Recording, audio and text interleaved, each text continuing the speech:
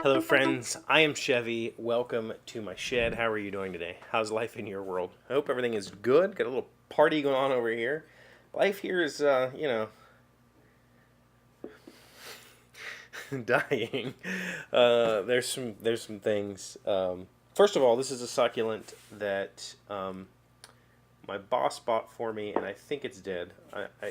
I've been told that succulents are like super hardy, so they're really hard to kill. But I think I killed it. I think it's been living in a low light environment for the last month, and then I moved into a new office last week. I've got my own office now, and then I took a 4-day weekend. So this thing was in the dark for 4 days, no light at all for 4 days. So I think it's dead. I'm trying to keep it going, so I got one of these little grow lights, which makes it look like there's a party on the side of the table. Little clip-on gooseneck thing here with a switch. Just some purple and blue LEDs. Apparently, that's the light, the correct spectrum of light for growing. I don't know. What do I know? I don't know anything about plants. Obviously, I killed a cactus. How do you kill a cactus? But we'll see. Maybe it'll still live. If you know anything about these types of plants, let me know what I need to do. Hey, it's looking more green. It got super pale on me, super droopy. It's floppy, like it's not sitting in the soil properly. Does it need repotted? Do I need to go under here? There's a whole bunch of like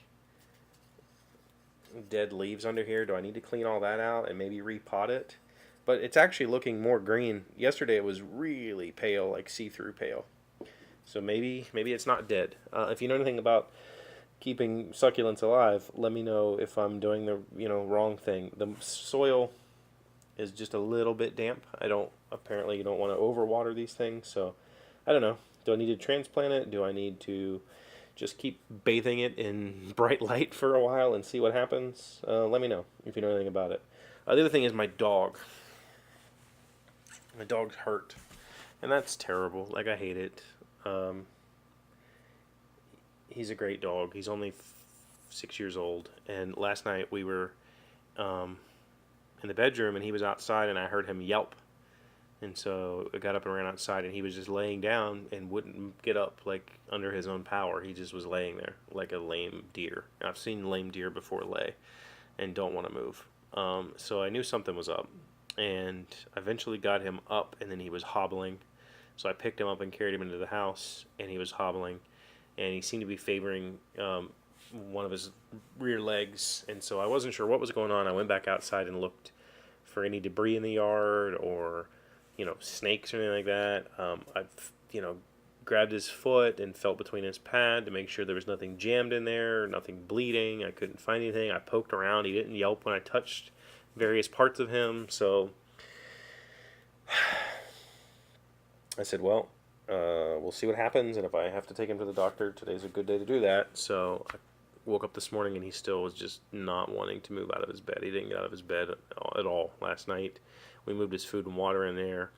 My girlfriend did say that she saw him drink some water, so he's at least, not terrible. But I wasn't able to get him into the doctor's until like 3:30 today or something like that. And so he laid around all day and just didn't want to move, didn't want to eat. He would eat if I fed him. Like if I brought him, I gave him a couple French fries, and he was super excited about that. And I gave him a couple of dental sticks, and he was super excited about that. But he wasn't. Like I tried to carry him in and set him in front of his food bowl and his water bowl. He had no interest in any of that. So I took him to the doctor, and they think he might have torn a ligament in his knee. I went back out today and looked, and I think he probably stepped in a hole. I found a hole. He might have stepped in it, might have hyperextended his knee or something, or just got stuck and got scared. But they think he tore a ligament.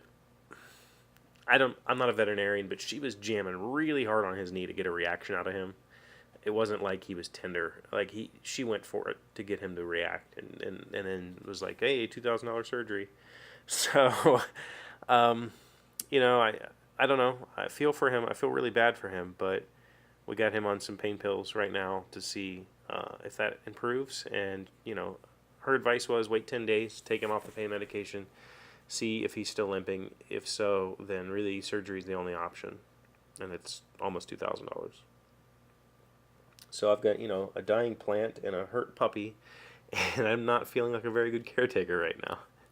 So if you have any advice about either, plants or puppies, let me know in the comments. I could use some life-saving tips.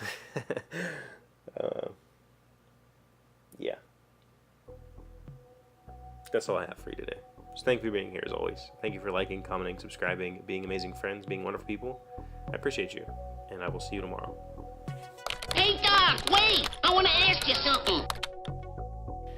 Today's random fact comes from Wikipedia. Can fish change their gender? Clownfish, wrasses, moray eels, gobies, and other fish species are known to change sex, including reproductive functions. A school of clownfish is always built into a hierarchy with a female fish at the top. When she dies, the most dominant male changes sex and takes her place.